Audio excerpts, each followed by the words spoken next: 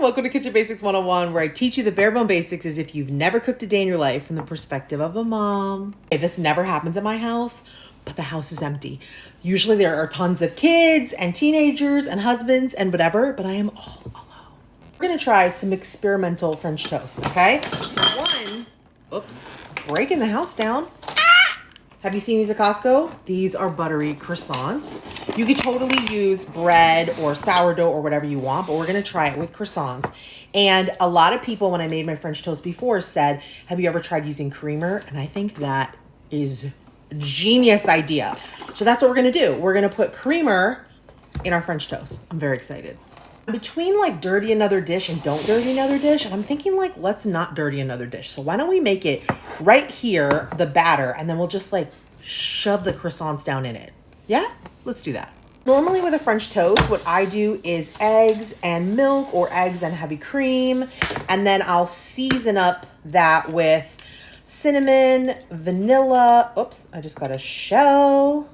There's 6 eggs in here. So I'm just gonna give them a little bit of a whisk to break things up a little bit. Normally I would put, like I said, heavy cream or milk, and then I would do vanilla, sugar, cinnamon. But today we're gonna try this Sown organic oat creamer vanilla flavor, which is really sweet and really delicious. So we're gonna put in like a cup, 2 cups maybe, cup and a half. I'm gonna do like half.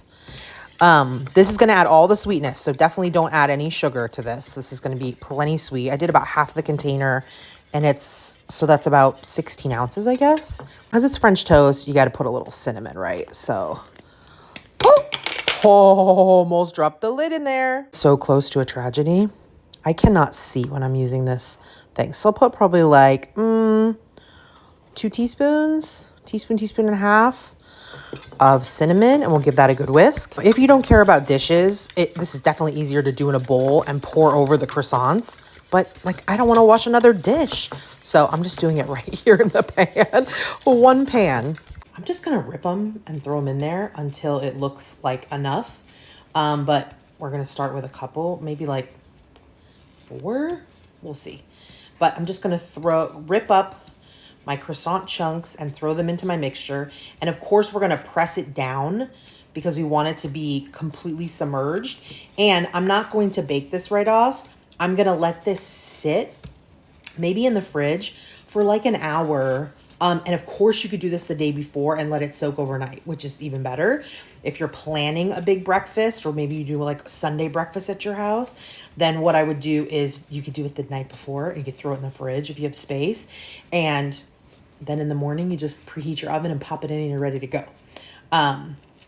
So that's awesome. That's 2 so far. Croissants from Costco are so insane, so buttery, and they have a good saltiness. But I would say if you're using a drier, like grocery store croissant, you might want to add just a little bit of butter to this, to the top of this, and a little salt to the mixture, just for balance. But I know that these croissants are plenty buttery and plenty salty.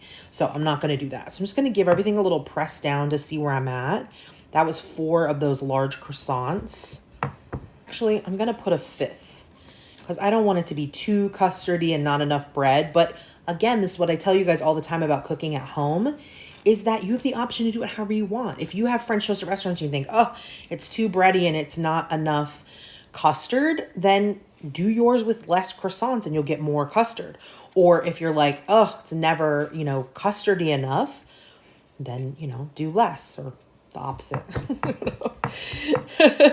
So I'm just pressing it down so that everything is getting some of that custard on there, because that's what you're making. When you put dairy and you put eggs, you're making a custard, okay? And this looks like it is going to be so freaking delicious. I cannot wait. I hope that the creamer doesn't make it too sweet.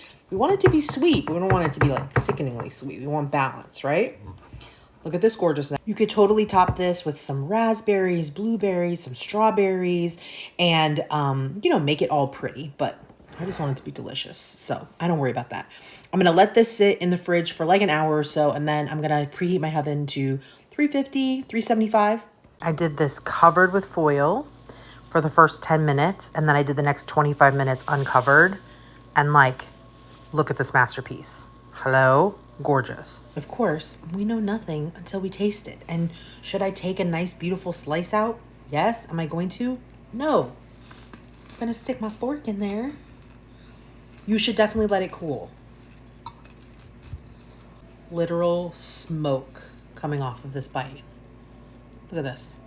You could do like a cute little like powdered sugar dusting, sprinkle some berries on top. Most important thing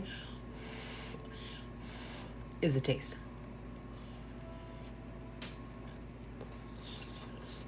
Oh, it's hot.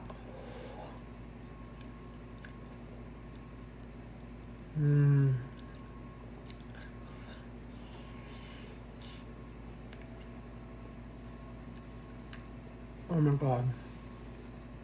Here are my notes. It stuck to the pan pretty bad. So it would have saved me actually doing dishes to mix the mix in a separate bowl, because then I could have greased the vessel, put the croissants in, and then put the custard on top. So next time that's what I'll do, because it's stuck. But